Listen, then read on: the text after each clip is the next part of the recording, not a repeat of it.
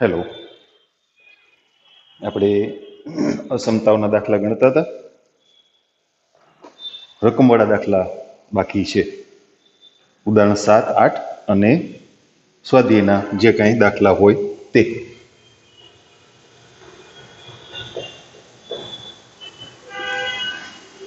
રકમ સમજી લઈએ. એક વિદ્યાર્થી ધોરણ 11ની પ્રથમ અને બીજા સત્રની પરીક્ષામાં અનુક્રમે 62 અને 48 ગુણ મેળવે છે.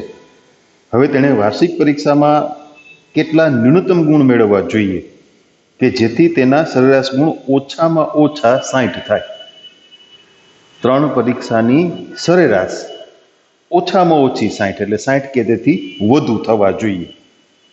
તો ત્રીજી પરીક્ષાના વાર્ષિક પરીક્ષાના એટલે ત્રીજી પરીક્ષાના ગુણ એ આપણે નક્કી કરવાના છે. તો ધારી લઈએ, ધારો કે વાર્ષિક પરીક્ષામાં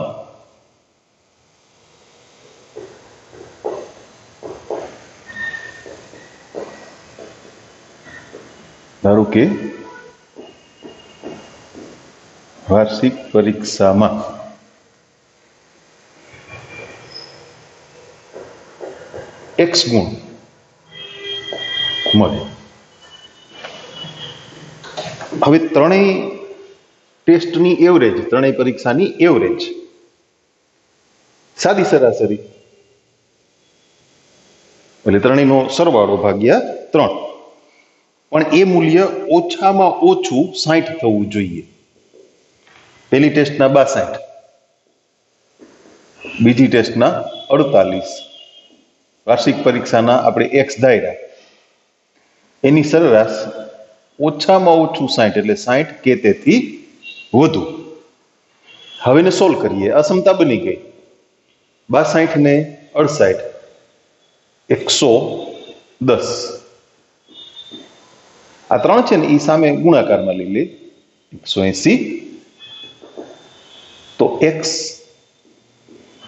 greater than or equal to 70, 110 સામે બાદ કરી નાખ્યા એટલે એને ઓછામાં ઓછા 70 ગુણ. આપણો પ્રશ્ન શું છે? ન્યૂનતમ ગુણ મેળવવા વાર્ષિક પરીક્ષામાં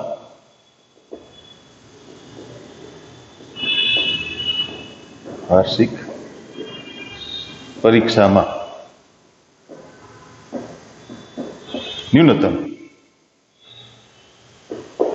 એટલે ઓછામાં ઓછા કેટલા? 70 ગુણ મેળવવા જોઈએ.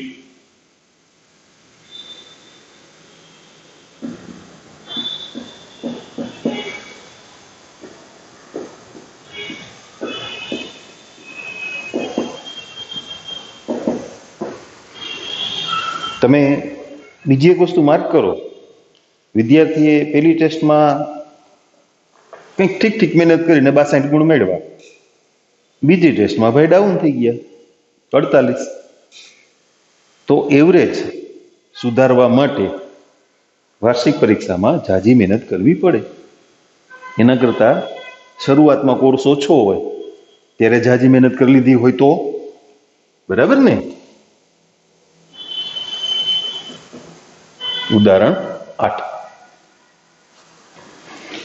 બે પૈકીનો પ્રત્યેક 10 થી મોટો હોય અને જેમનો સરવાળો 40 થી ઓછો હોય તેવા ક્રમિક અયુગ્મ પૂર્ણાંકોની જોડ મેળવો. ક્રમિક અયુગ્મ પૂર્ણાંકોની જોડ, બે ક્રમિક અયુગ્મ પૂર્ણાંક, પ્રત્યેક પૂર્ણાંક, જે અયુગ્મ બે પૂર્ણાંકો તમે ધારશો ને એમાંથી પ્રત્યેક પૂર્ણાંક એ 10 થી મોટો હોવો જોઈએ અને એનો સરવાળો છે એ 40 થી ઓછો હોવો જોઈએ. હવે ક્રમિક અયુગ્મ પૂર્ણાંકો કે ક્રમિક યુગ્મ પૂર્ણાંકો એમની વચ્ચેનો તફાવત કેટલો હોય? કોઈ પણ બે ક્રમિક અયુગ્મ પૂર્ણાંક વચ્ચેનો તફાવત 2 અને કોઈ પણ બે ક્રમિક યુગ્મ પૂર્ણાંકો વચ્ચેનો તફાવત પણ 2. એટલે અહીંયા યુગ્મ પૂર્ણાંકનો દાખલો એ આવે એટલે એક પૂર્ણાંક x હોય તો બીજો કાં x - 2 થાય ને કાં x + 2 થાય. x અને x + 1 ક્રમિક કહેવાય, પણ x અયુગ્મ હોય ને તો x + 1 યુગ્મ થઈ જાય અને x યુગ્મ હોય તો x + 1 અયુગ્મ થઈ જાય. એટલે બે ક્રમિક અયુગ્મ પૂર્ણાંકો અથવા બે ક્રમિક યુગ્મ પૂર્ણાંકો તો એ હંમેશા કયા સ્વરૂપમાં ધારવા જોઈએ? x અને x+2 અથવા x-2 અને x, આ રીતે. ધારો કે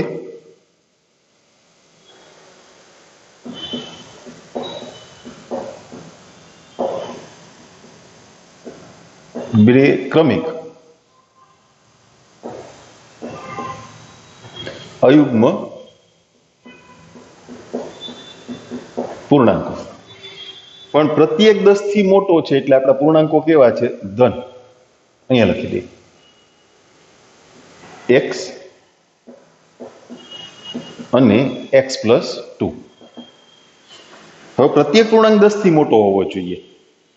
જો x છે એ 10 થી મોટા હોય એટલે ઓટોમેટિકલી x+2 10 થી મોટા થઈ જ જાય. પણ જો તમે x+2 10 થી મોટા છે એમ કહેશો તો x 10 થી મોટાની ગેરંટી નથી. x 8 થી મોટા થઈ જાય ને તો હા, એટલે x > 10 શરત મુજબ. અને બીજું એમનો સરવાળો એ 40 થી ઓછો, એટલે x અને x+2 એનો સરવાળો 40 કરતા ઓછો. એટલે બે અસમતાઓ થઈ ને. આને સોલ્વ કરી લે. 2x+2 < 40, તો 2x < 38, x < 90. એટલે x ની કિંમત એ 10 કરતા મોટી અને 19 કરતા નાની, આવું હોવું જોઈએ. આપણો પ્રશ્ન શું હતો? અયુગ્મ પૂર્ણાંકોની જોડ મેળવો. એટલે આપણે જવાબ છે ને આ રીતે લખીએ. અહીંયા x ની કિંમત અનુરૂપ x+2 ની કિંમત 10 કરતા મોટો અયુગ્મ પૂર્ણાંક સૌથી પહેલા કોણ? તો કે 11. તો આ થશે 13. પછી 13, તો આ થશે 15. પછી અહીંયા 15, 17. જો સરવાળો છે એ 40 થી ઓછો રહેવો જોઈએ. બરાબર? અહીંયા 17, અહીંયા 19. હવે આગળ વાત નહીં ચાલે. શું કામે? જો તમે અહીંયા 19 મૂકશો તો આ થશે 21. તો સરવાળો કેટલો થઈ ગયો? એક્ઝેક્ટ 40. પણ સરવાળો કેવો જોઈએ? 40 કરતા ઓછો. પ્રત્યેક પૂર્ણાંક 10 કરતા મોટો. પ્રત્યેક પૂર્ણાંક 10 કરતા મોટો થઈ ગયો, પણ બેયનો સરવાળો 40 કરતા ઓછો રહેવો જોઈએ. એટલે અહીંયા આમે 19 ના આવે ને, કારણ કે x ની કિંમત કેવી છે? 19 કરતા નાની. તો 19 કરતા નાનો અયુગ્મ પૂર્ણાંક કોણ? છેલ્લે 17. 17 પછી સીધા 19 આવે, પણ x ની કિંમત 19 કરતા નાની છે. એટલે આ રીતે વેરીફાઈ કરતા રહેવું. જવાબ લખો ને ત્યારે. ઓકે, સ્વાધ્યાય 6.1 ના 21 થી દાખલા બાકી છે ને, એટલે હવે એની આપણે વાત સમજશું. સ્વાધ્યાય 6.1 21મો દાખલો. રવિએ પહેલી 2 એકમ કસોટીમાં 70 અને 75 ગુણ મેળવેલ છે. હવે તેણે ત્રીજી કસોટીમાં કેટલા ન્યૂનતમ ગુણ મેળવવા જોઈએ કે જેથી તેના સરેરાશ ગુણ ઓછામાં ઓછા 60 થાય? આના જેવો જ પ્રશ્ન થયો ને. એટલે ત્રીજી પરીક્ષાના ગુણ આપણે ધારી લઈએ. ધારો કે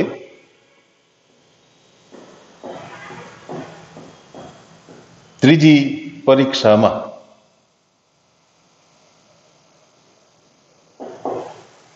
x ગુણ મેળવવા જોઈએ.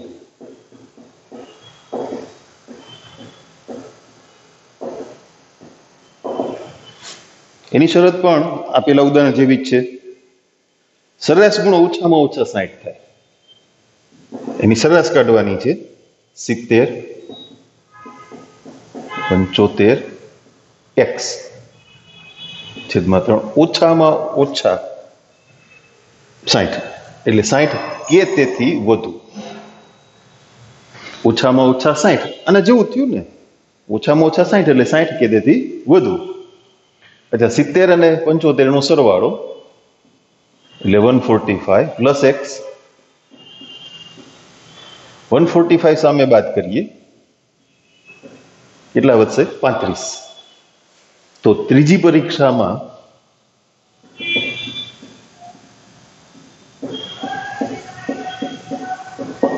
ન્યૂનતમ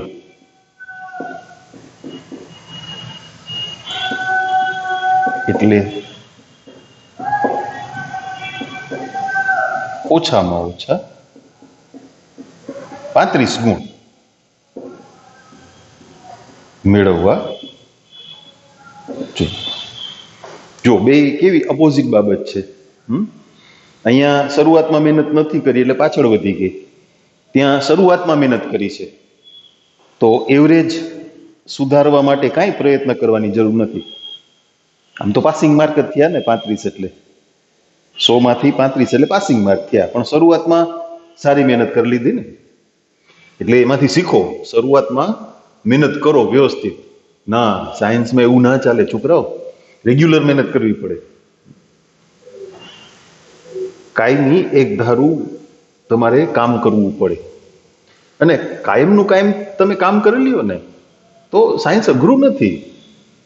પણ તમે લોકો શું કરો, જે સબ્જેક્ટની ટેસ્ટ હોય સોમવારે આવતા રવિવારની ટેસ્ટ ડિક્લેર થાય એટલે તમે બાકીના વિષયો મૂકી આખું અઠવાડિયું એમાં મંડી પડો, તો એ અઠવાડિયું આખું બાકીના વિષયોનું શું થાય? એમ ના કરાય. જે રેગ્યુલર રોજ ચાલે છે એ બધું કરી લેવાનું, અને પછી ટેસ્ટ માટેની તૈયારી, એનો થોડોક સમય રોજ થોડું થોડું કરતા જાઓ. એક વીક અગાઉ ટેસ્ટ ડિક્લેર થઈ હોય, તમારી પાસે 6 દિવસનો ટાઈમ હોય.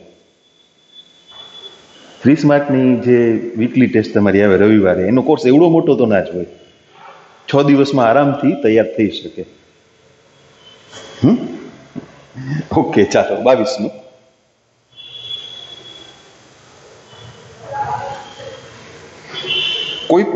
કોઈ એક અભ્યાસક્રમમાં ગ્રેડ એ મેળવવા માટે 5 પરીક્ષાની સરેરાશ 90 કે તેથી વધુ ગુણ હોવા જોઈએ.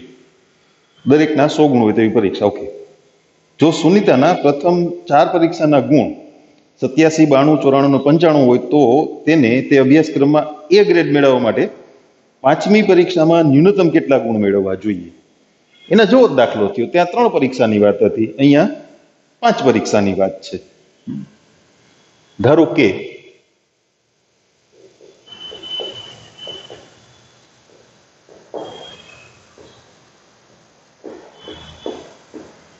પાંચમી પરીક્ષામાં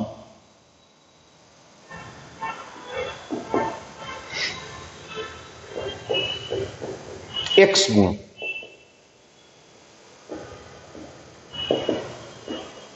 મેળવવા જોઈએ.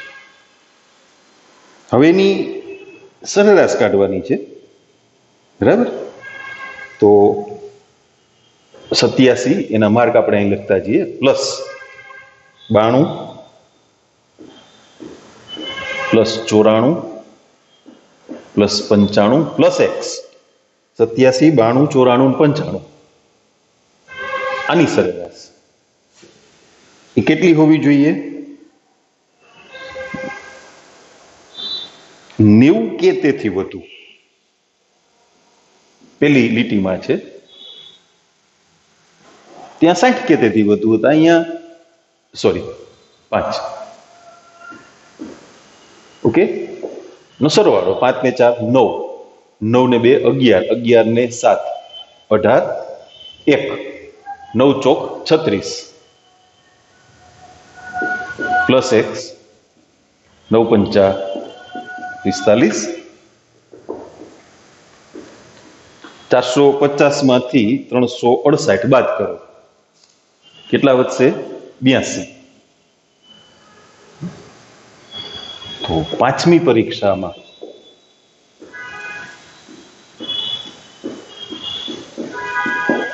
ન્યૂનતમ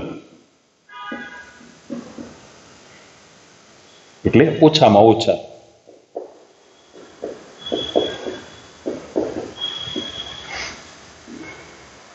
82 ગુણ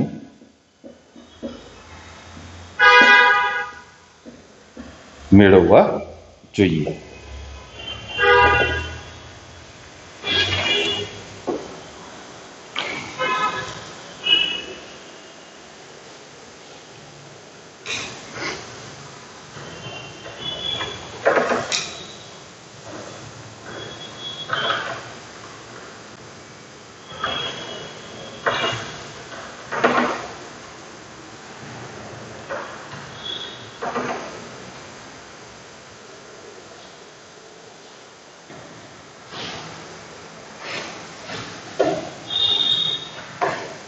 23મો દાખલો જોઈએ.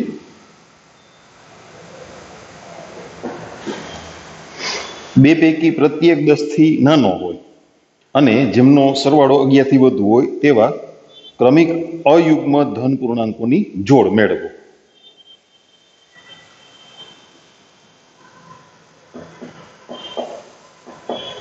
ધારો કે ક્રમિક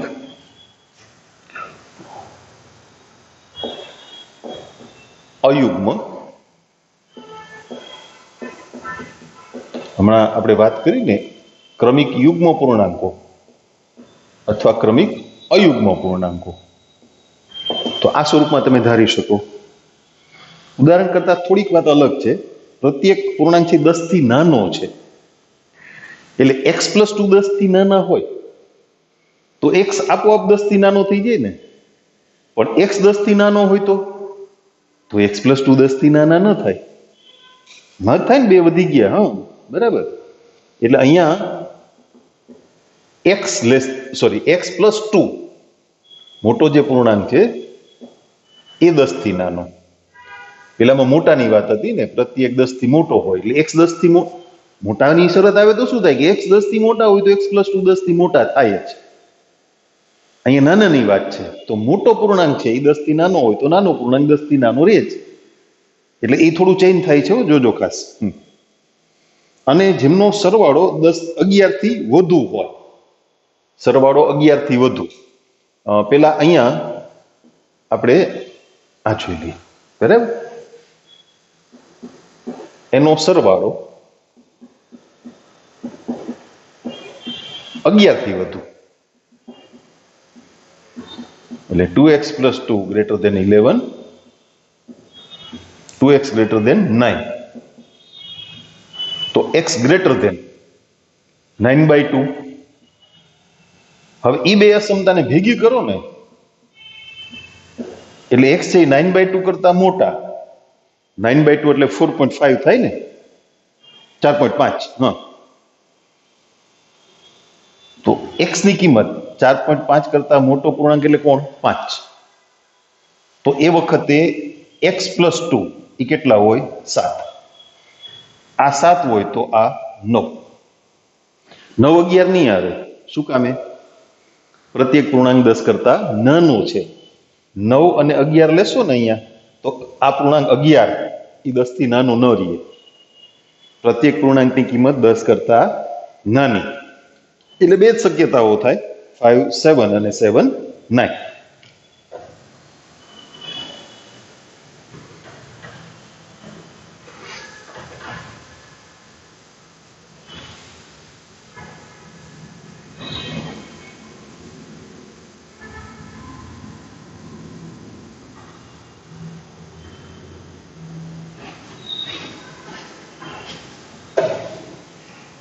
ચોવીસમી રકમ જોઈએ.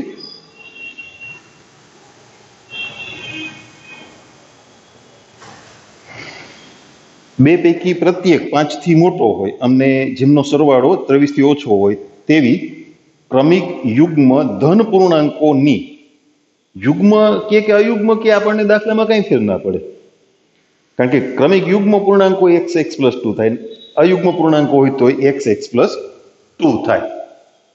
ખાલી શબ્દ અયુગ્મને બદલે યુગ્મ, અને જવાબ લખવામાં ફેર પડ્યો. યુગ્મ પૂર્ણાંકો કીધા એટલે જવાબ લખવામાં ફેર પડે ને. ધારો કે ક્રમિક યુગ્મ ધન પૂર્ણાંકો x અને x+2 છે. પ્રત્યેક પૂર્ણાંક 5 થી મોટો, થી મોટો એટલે નાનો પૂર્ણાંક 5 થી મોટો, કારણ કે x 5 થી મોટા હોય એટલે x+2 ઓટોમેટિકલી 5 થી મોટા થઈ જ ગયા. અને જેમનો સરવાળો 23 થી ઓછો, સરવાળો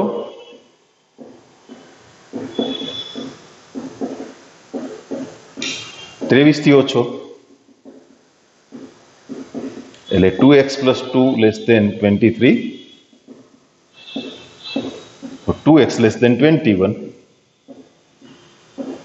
21/2 એટલે 10.5. તો x ની કિંમત બંને અસમતાઓને જોડીએ તો 5 કરતા મોટી અને 21.5 કરતા નાની. હવે ત્યાં પણ જવાબનું કોષ્ટક બનાવી દઈએ આપણે. 5 કરતા મોટો સૌથી પહેલા યુગ્મ પૂર્ણાંક કોણ આવશે? 6. આ 6 હોય એટલે આ 8, આ 8 હોય તો આ 10, આ 10 હોય તો આ 12. હવે અટકી જાઓ. શું કામે? સરવાળો 22 થઈ ગયો ને. જો 12 ને 14 લેશો તો સરવાળો 23 કરતા વધી જશે. ટોટલ 23 કરતા ઓછો રહેવો જોઈએ ને. બંનેનો સરવાળો 23 કરતા ઓછો રહેવો જોઈએ. પ્રત્યેક પૂર્ણાંક 5 થી મોટો તો થાય જ, પણ પાછો સરવાળો 23 કરતા નાનો રહેવો જોઈએ. બરાબર? એટલે શરતોનું સમાધાન થાય એ પ્રમાણે જવાબ લખવાનો, જોતા રહેવાનું. જે શરત હોય ને બે.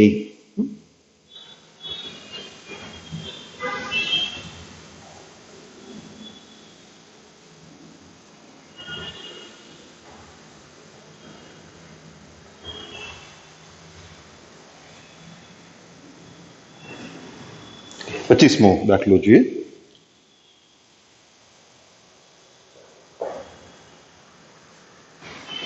ત્રિકોણની સૌથી મોટી બાજુની લંબાઈ તેની સૌથી નાની બાજુની લંબાઈ કરતા 3 ગણી છે. આ સિવાયની ત્રીજી બાજુ સૌથી મોટી બાજુથી 2 સેન્ટીમીટર નાની છે. ત્રિકોણની પરિમિતિ ઓછામાં ઓછી 61 સેન્ટીમીટર હોય તો સૌથી નાની બાજુની ન્યૂનતમ લંબાઈ શોધો. નાની બાજુની લંબાઈ શોધવાની છે એટલે એ ધારી લઈએ. ધારો કે સૌથી નાની બાજુની લંબાઈ x સેન્ટીમીટરમાં આપ્યો છે ને, એટલે એકમ લખીએ આપણે. હવે એની શરત પ્રમાણે જોતા જઈએ. સૌથી મોટી બાજુની લંબાઈ સૌથી નાની બાજુની લંબાઈ કરતા 3 ગણી.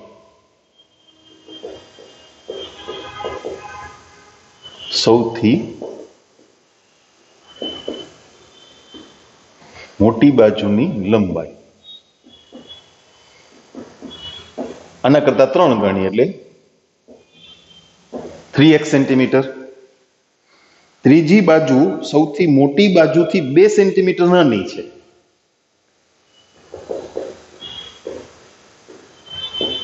ત્રીજી બાજુની લંબાઈ સૌથી મોટી જે બાજુ છે લંબાઈ કેટલી? 3x, એના કરતા 2 સેન્ટીમીટર ઓછી. ઓકે, એ થઈ ગયું. ત્રિકોણની પરિમિતિ ઓછામાં ઓછી 61 સેન્ટીમીટર હોય. ત્રિકોણની પરિમિતિ ઓછામાં ઓછી 61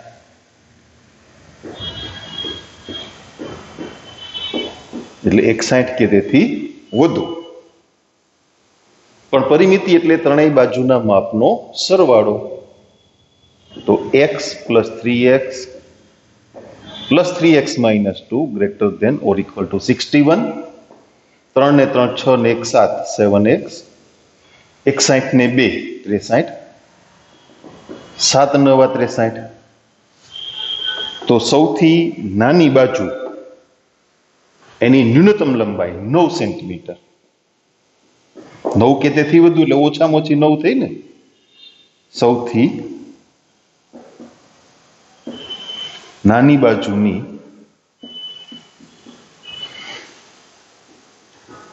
ન્યૂનતમ એટલે ઓછામાં ઓછી લંબાઈ 9 સેન્ટીમીટર.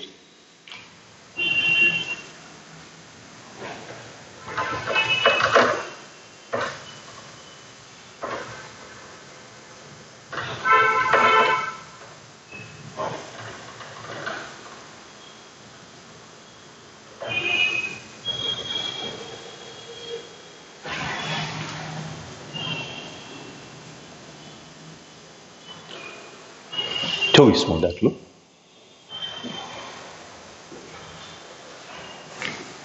એક વ્યક્તિ 91 સેન્ટીમીટર લાંબા એક પાટિયાના 3 ટુકડા કરવા માંગે છે.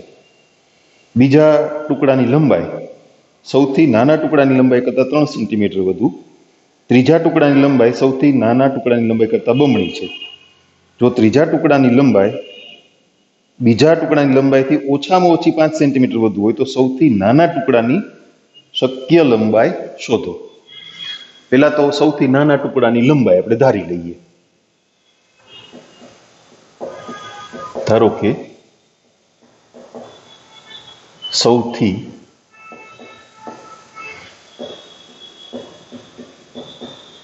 નાના ટુકડાની લંબાઈ એકમ સેન્ટીમીટરમાં છે, x સેન્ટીમીટર છે. બીજા ટુકડાની લંબાઈ સૌથી નાના ટુકડાની લંબાઈ કરતાં 3 સેન્ટીમીટર વધારે. બીજા ટુકડાની લંબાઈ સૌથી નાનો ટુકડો x સેન્ટીમીટરનો છે તો એના કરતાં 3 સેન્ટીમીટર વધારે, અને ત્રીજા ટુકડાની લંબાઈ સૌથી નાના ટુકડાની લંબાઈ કરતાં બમણી.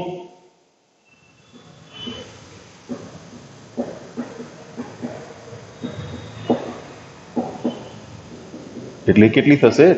2x centimetre. જો ત્રીજા ટુકડાની લંબાઈ બીજા ટુકડાની લંબાઈથી ઓછામાં ઓછી 5 સેન્ટીમીટર વધુ હોય, ત્રીજા ટુકડાની લંબાઈ 2x, બીજા ટુકડાની લંબાઈથી ઓછામાં ઓછી 5 સેન્ટીમીટર વધારે,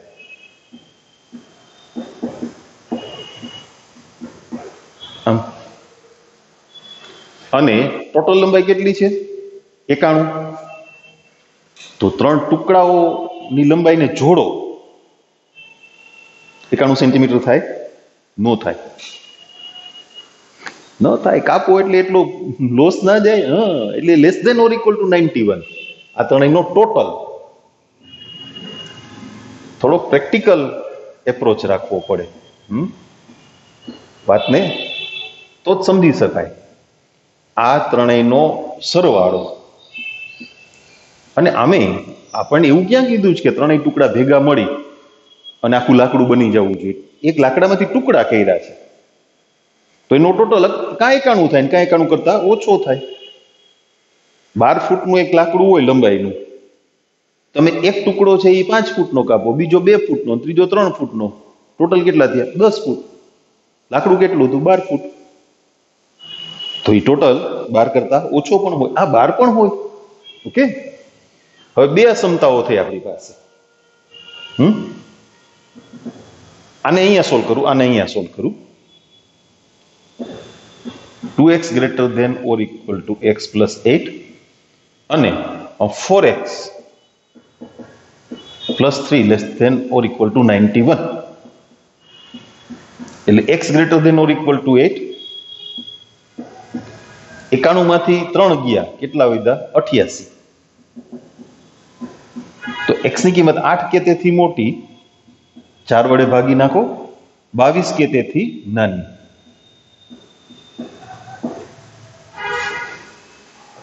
ટુકડાની શક્ય લંબાઈ તો સૌથી નાના ટુકડાની લંબાઈ ઓછામાં ઓછી 8 સેન્ટીમીટર અને વધુમાં વધુ 22 સેન્ટીમીટર હોવી જોઈએ.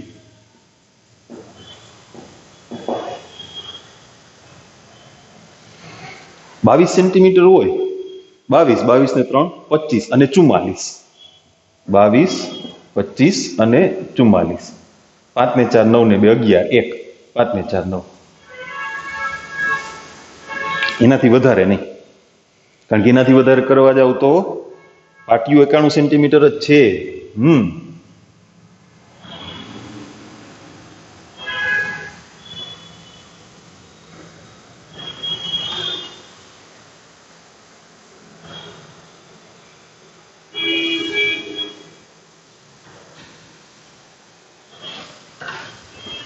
એના પછીનો દાખલો નથી, વાત પૂરી થઈ ગઈ. હવે મેં તમને અગાઉ કીધું હતું ને કે આ ચેપ્ટરમાં થિયરી નથી એમ કહીએ તો ચાલે. એટલે હવે પછી જે વાત સમજવાની છે, તમે લખી લ્યો, 1 મિનિટ ચાલુ કરું હમણાં.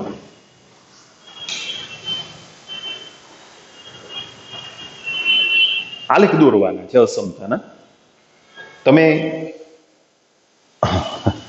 10મા ધોરણમાં કે 9મા ધોરણમાં રેખાના આલેખ દોરવાનું શીખી ગયા છો. એને બદલે વચ્ચે ઇક્વલ ટુ હોય ને, હું તમને સમીકરણ લખીને સમજાવું બાજુમાં. માની લ્યો કે એક આવું સમીકરણ છે,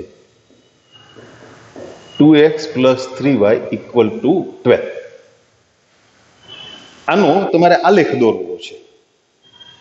હવે આલેખ દોરવાની પદ્ધતિમાં એક થોડોક ચેન્જ કરશું આપણે. તમે જ્યારે આલેખ દોરતા હતા, રેખાના આલેખ, સુરેખા, તો એ વખતે શું કરતા હતા, x ના મૂલ્યો એ નક્કી કરી લ્યો, કોષ્ટક બનાવતા હતા ને, -3, -2, -1, 0, 1, 2, 3 આમ. પછી આપેલા સમીકરણમાં એ કિંમત મૂકીને અનુરૂપ y ના મૂલ્યો ગણતા હતા.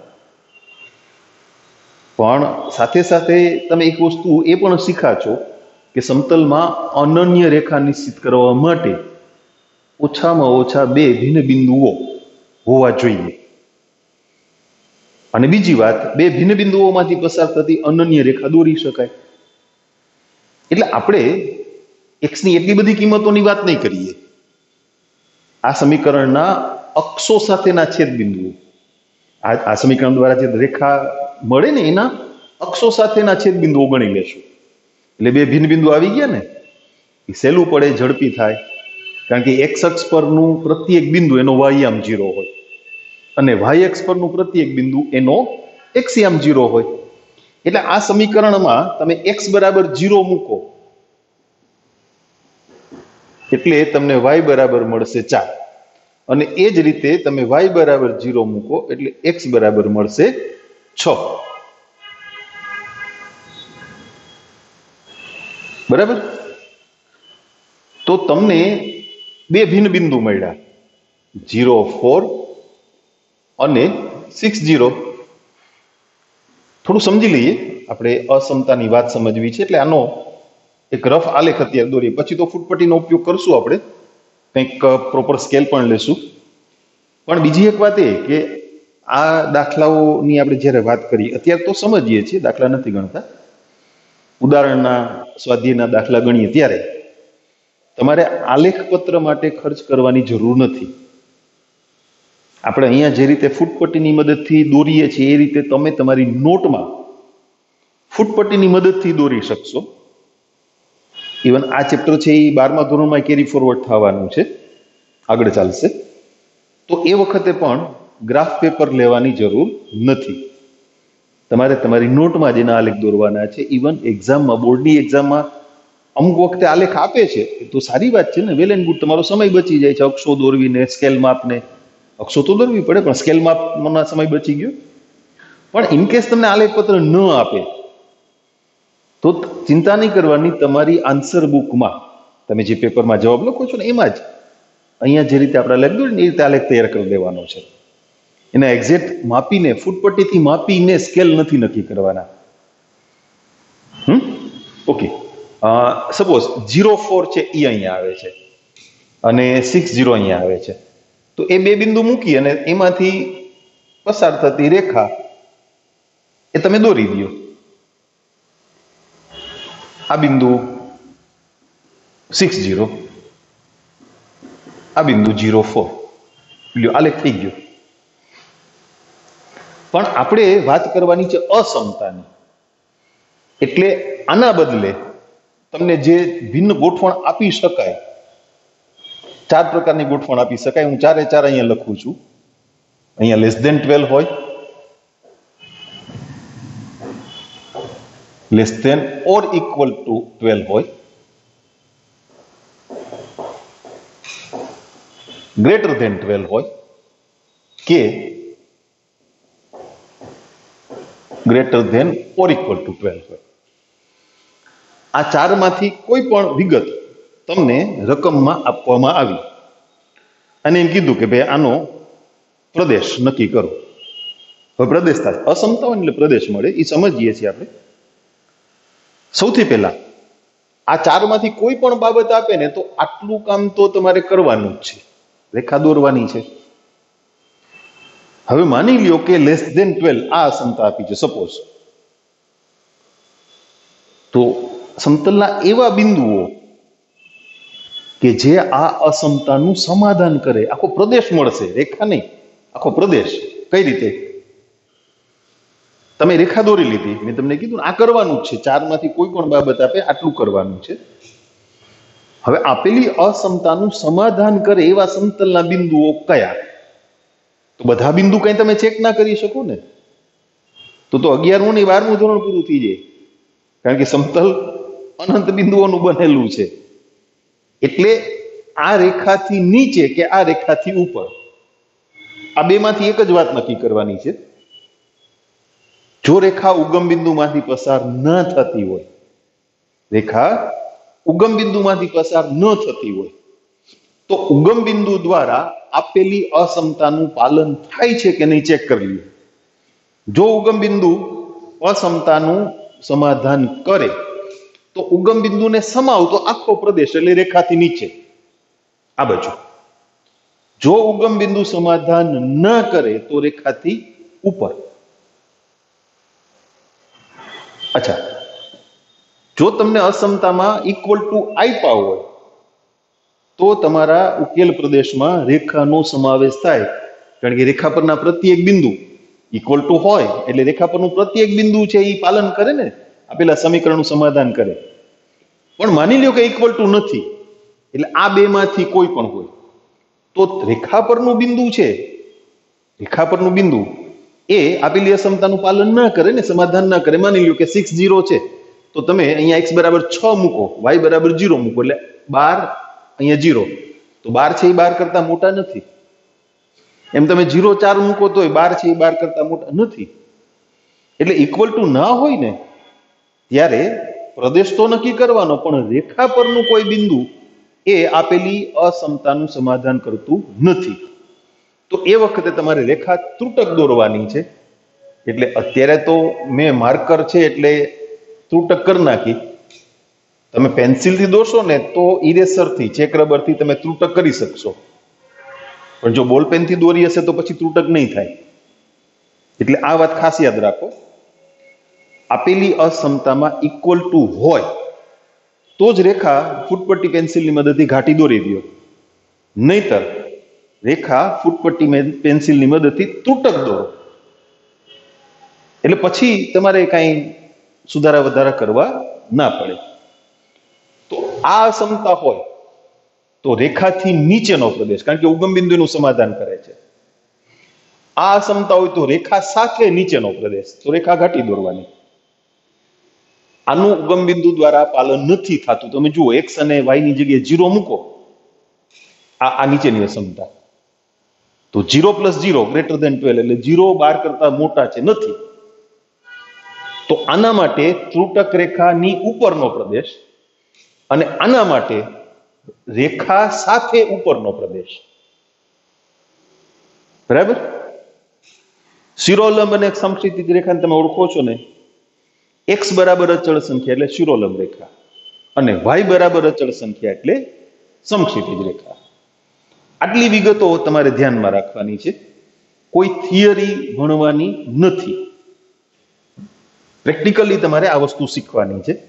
એટલે અહીંયા આપણે એક સમીકરણ લઈ અને આખી ચર્ચા એ સમજાય. હવેના જે ઉદાહરણ છે એ એક પછી એક ક્લિયર કરીએ એટલે વધારે સ્પષ્ટ થશે. બહુ સહેલી વાત છે, પહેલી વખત તમે આ શીખો છો એટલે તમને કદાચ શરૂઆતમાં થોડુંક હાર્ડ છે એવું લાગે, પણ નથી હાર્ડ, બહુ ઇઝી છે. આપણે એક વાત સમજ્યા અને હજુ ઉદાહરણ આપણે ગણશું. બહુ નિરાત રાખશું આપણે ઉદાહરણમાં, વાત સમજતા સમજતા આગળ વધશું. ઈઝી છે, ટેન્શન નહીં કરતા, પણ ધ્યાન દેજો પૂરેપૂરું. શું કામે? આ ટોપિક 12મા ધોરણમાં તમારે ફરીથી ભણવાનો થશે એટલે. ઓકે? હા, પેલું એટલે ક્રમમાં 9મું ઉદાહરણ. ઉદાહરણ 9.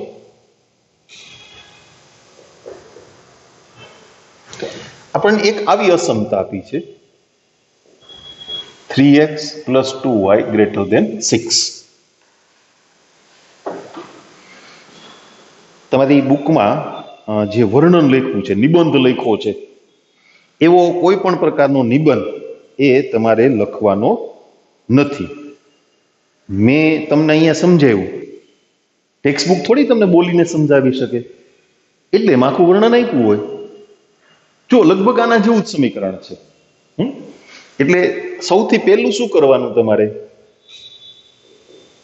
અસમતામાં લેસ ધેન હોય, ગ્રેટર ધેન હોય, less than or equal to હોય કે greater than or equal to હોય, તમારે ઇક્વલ ટુ મૂકી અને અક્ષો સાથેના છેદ બિંદુઓ ગણવાના. x = 0 મૂકશો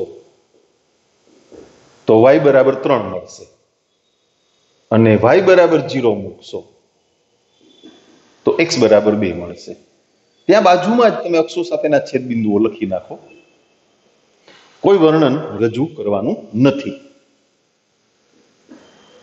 છતાંય તમને એમ થાય કે મારે કંઈક લખવું છે, ઓકે, આ રેખાના અક્ષો સાથેના છેદ બિંદુઓ 0, 3 અને 2, 0 છે. લખવું હોય તો, જરૂર નથી. હવે એને કઈ રીતે આપણે દોરશું? તમે તમારી ફૂટપટ્ટી લ્યો, પેલા અક્ષો દોરો. તમને એટલો તો અંદાજ આવી ગયો ને કે આપણે પ્રથમ ચરણમાં આ રેખા અક્ષોને છેદતી પ્રથમ ચરણમાંથી પસાર થશે. બરાબર?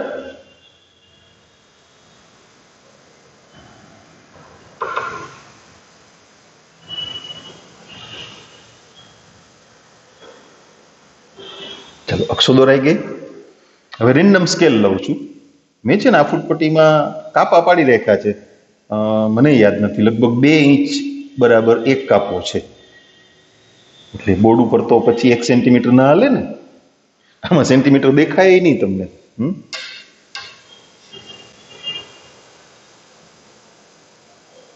તમે સેન્ટીમીટર 1 એકમ, 1 સેન્ટીમીટર 1 એકમ લઈ શકો. ચલો, આ આપણી વાય અક્ષ અને આ એક્સ અક્ષ. 4 ચરણ બતાવવાની જરૂર નથી. ઉગમ બિંદુ તમે થોડા દાખલાઓ ગણશો ને એટલે તમને અંદાજ આવી જશે કે તમારો આલેખ એ પહેલા ચરણમાં હશે કે બીજામાં કે ત્રીજામાં કે ચોથામાં, ખ્યાલ આવી જશે. હવે 2, 0 અને 0, 3 એને જોડતી રેખા એ આપણે દોરી દેશું. 2, 0 અને 0, 3.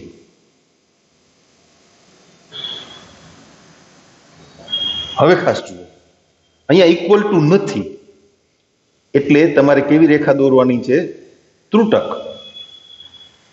કારણ કે રેખા પરનું કોઈ બિંદુ એ અસમતાનું સમાધાન કરતું બિંદુ નથી. એટલે પેન્સિલથી તમે જ્યારે રેખા દોરો ને ત્યારે આ રીતે ત્રુટક રેખા દોરો. એમાં શું છે, પેન્સિલથી દોરેલી હશે તો ઘાટી રેખા દોરી દીધી હશે ને તો ત્રુટક થઈ જશે, પણ બોલપેનથી દોરી દીધી તો પછી નહીં થાય. કે બોલપેનનું ઇરેસર છે તમારી પાસે, હા હોય તો સારી વાત છે. તો વચ્ચે વચ્ચેથી મેં હમણાં ત્યાં ઇરેસ કર્યું ને એમ કરી શકો. કે આપણો જવાબ નથી સમતલના કયા બિંદુ આપેલી અસમતાનું સમાધાન કરે. જો રેખા ઉગમ બિંદુમાંથી પસાર થઈ તો કે નહીં, તો બેસ્ટ ઉગમ બિંદુ ચેક કરવા માટે સરળ છે સૌથી. તમે ગમે તે બિંદુ ચેક કરી શકો, પણ સૌથી ઝડપી પ્રક્રિયા ઉગમ બિંદુ માટે છે. તમે x બરાબર 0 ને y બરાબર 0 મૂકો એટલે 0 + 0 એટલે 0 > 6. તો 0 6 કરતા મોટા છે તો કે નહીં. તો રેખાથી નીચેનો એટલે કે ઉગમ બિંદુને સમાવતો પ્રદેશ આ સમતાનું પાલન નથી કરતો. તો ક્યાં જવાનું? રેખાથી ઉપર. આ રેખાથી ઉપરનો પ્રદેશ બતાવીએ આપણે.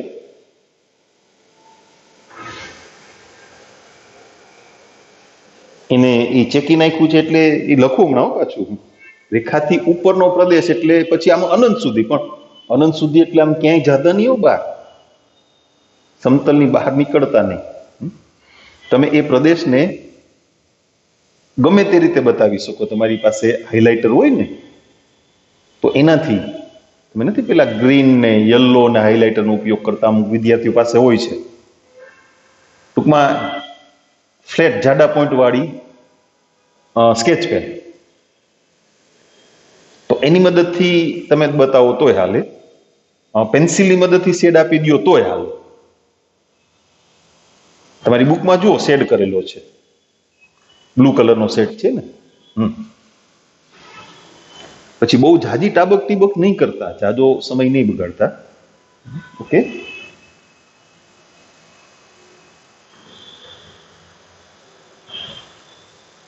ઘણું આટલું. હાલો એકાદું બતાવવું હોય તો બતાવીએ અહીંથી.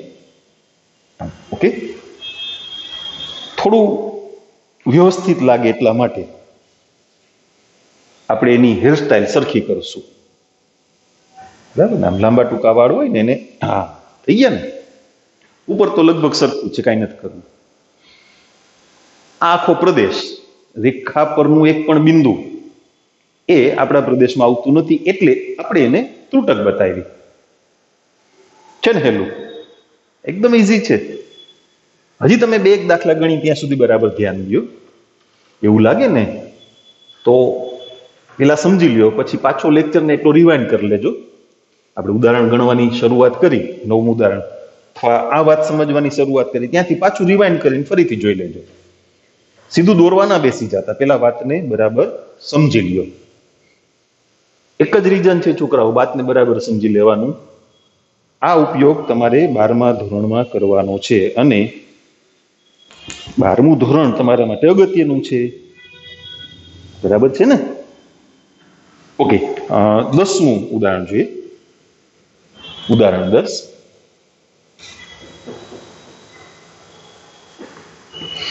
દ્વિપરિમાણીય યામ સમતલમાં, એ બધા શબ્દો વાંચવાના, પણ એમાં બહુ ધ્યાન નહીં દેવાનું. શું કરવાનું છે? 3x - 6 > 0 નો ઉકેલ આલેખ દ્વારા દર્શાવો. 3x - 6 > 0,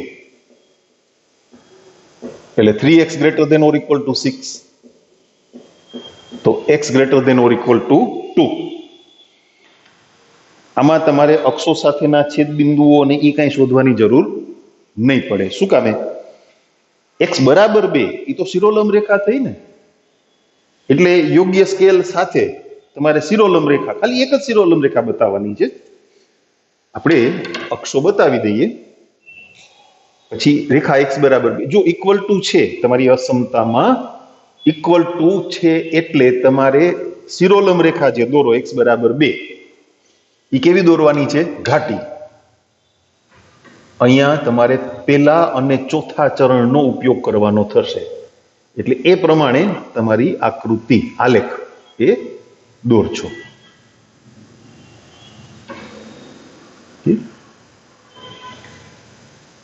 1 2 3 4 ગણો. વાયએક્સ પર તો સ્કેલની આમ જોઈએ તો ખરેખર જરૂર જ નથી, પણ એવું ના કરાય. વાયએક્સ દુઃખ લાગે ને. 1 2 1 2 3 4, બસ 4 સુધી ગણો, અને ઉગમ બિંદુ. તમે રેખા x બરાબર 2 દોરો, એ ત્રુટક નથી દોરવાની, ઘાટી દોરવાની છે. શું કામ ઘાટી? x બરાબર 2 એનો અસમતામાં સમાવેશ થયેલો છે, એટલે જો ખાલી ગ્રેટર દેન હોત તો આપણે આ શિરોલંબ રેખા ત્રુટક દોરત.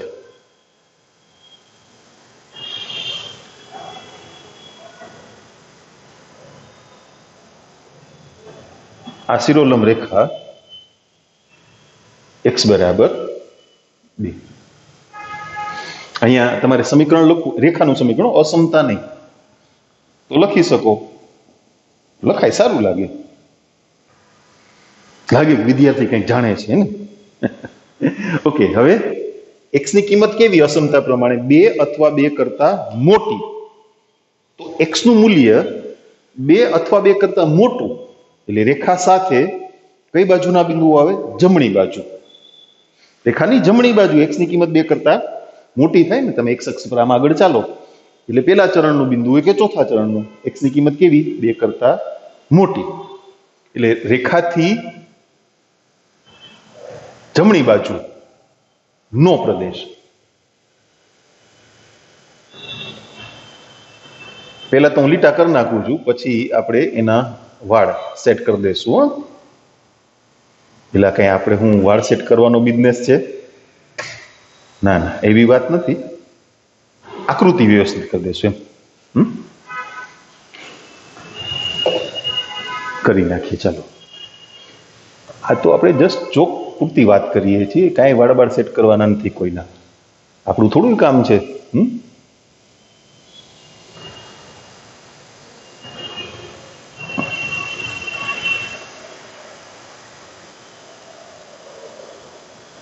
Okay, done. રેખાથી પેલી બાજુનો પ્રદેશ.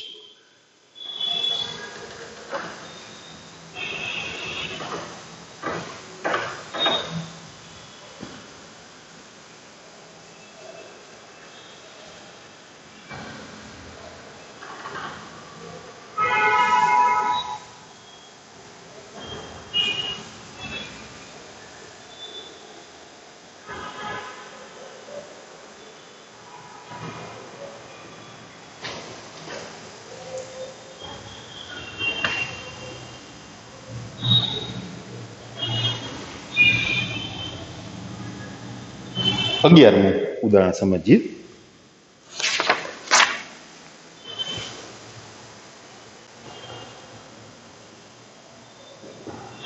ઉદાહરણ 11. y લેસ ધેન 2 નો ઉકેલ આલેખ દ્વારા મેળવો.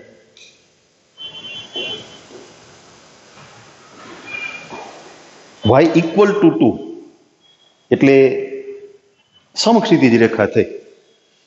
આના જેવું જ છે. અહીંયા શિરોલંબ રેખા હતી, ત્યાં સમક્ષિતિજ. અને બીજું ઇક્વલ ટુ નથી એટલે તમે જે સમક્ષિતિજ રેખા દોરો y ઇક્વલ ટુ 2 એ કેવી દોરવાની છે?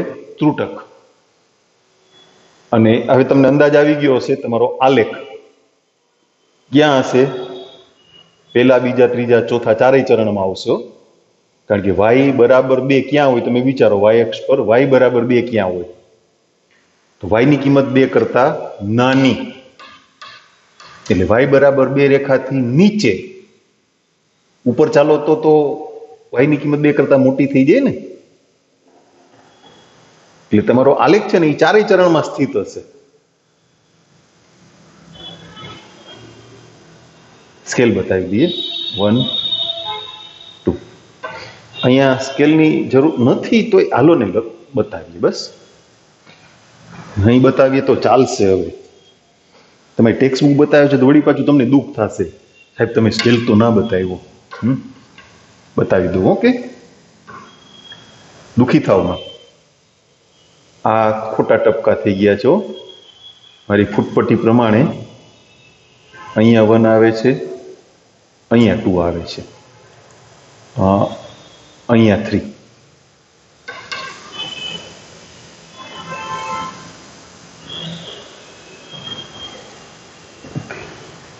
One, 2, 3, -1, -2, -3.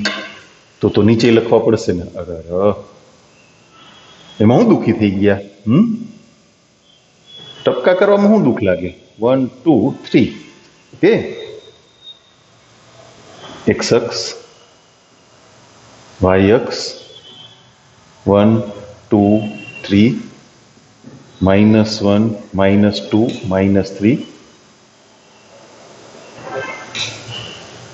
-1, -2 -3 1 2 3 આ 2 ને થોડાક ઉપર નીચે રાખીએ કારણ કે ત્યાંથી રેખા પસાર કરવાની થશે ને સમક્ષિતિજ રેખા દોરવાની છે y બરાબર 2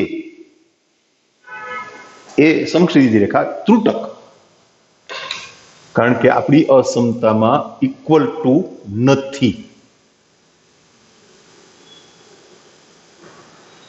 એટલે અહીંયા જે રેખા આપણે દોરીએ એ કેવી દોરશું ત્રુટક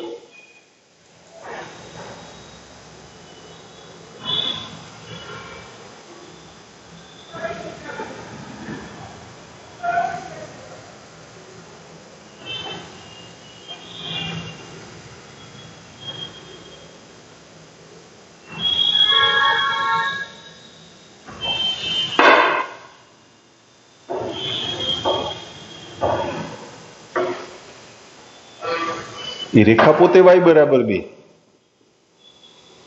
પણ ત્રુટક શું કામે અસમતામાં ઇક્વલ ટુ નથી એટલે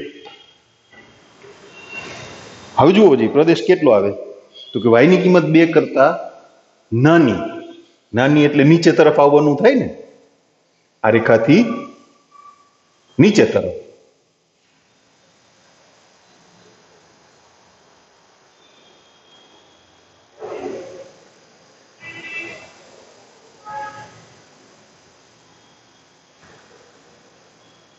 તમે ટપકા ટપકા કરીને બતાવી દો તોય ચાલે પેન્સિલથી સેટ કરશો તોય ચાલશે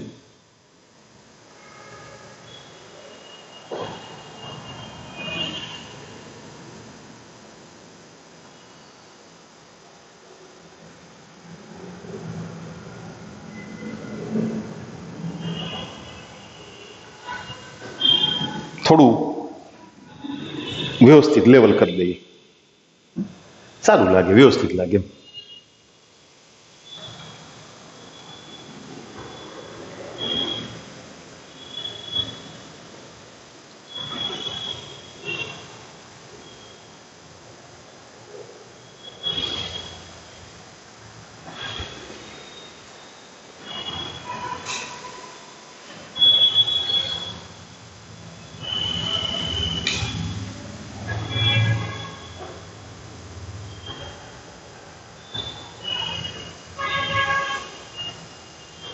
થઈ ગયું y ની કિંમત કેવી 2 કરતા નાની ચલો અહીંયા તમારા ઉદાહરણ પૂરા થયા આપણે નેક્સ્ટ લેક્ચરમાં એનું સ્વાધ્યાય ગણશું જાતે દોરજો પ્રેક્ટિસ કરજો ઓકે નેક્સ્ટ લેક્ચરમાં સ્વાધ્યાય કરીએ